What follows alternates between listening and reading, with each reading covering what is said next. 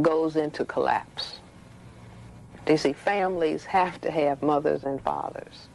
If you take, if you take one father out of a neighborhood, you see, then the child who doesn't have a father can make up the difference with the other fathers. But when you take 90% of the fathers out by a dynamic, you see, you have really crippled the entire people. So that when the father is removed and he cannot play the role as breadwinner, and the mother play the role as, the support giver of the emotional well-being of the children, then you're going to produce certain kinds of behavioral aberrations.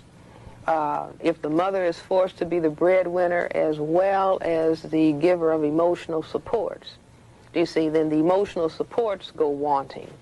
You can produce depression. Do you see, if a mother, if that balance is not there, the father as the breadwinner, the mother as the primary emotional support of the developing child, if that's not in place, then you can produce symptoms of depression in children. Now, if children are depressed, these are some of the things that they will do. If children are suffering depression and dependency deprivation, they will become preoccupied with sex prematurely, and so therefore we get teenage pregnancy. They will not have the necessary emotional supports to tackle academic work, so we get school dropouts. A sufficient degree of depression, somebody says, well, here, if you drink this, you won't feel so bad, little boy. Or if you take this drug, you won't feel so bad. You'll feel real cool.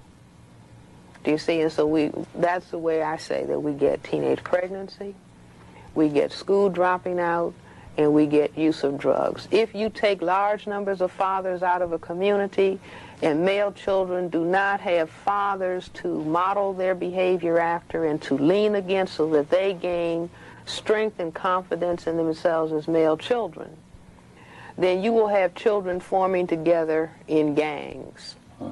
You see, engaging in destructive activity. So I see that all of these plays are, do you see, coming about because the white king is, in our analogy, do you see, put the black king in check. And black people have not understood these dynamics, do you see, or they knew something was happening and they were begging for it to stop, do you see, but it can't stop.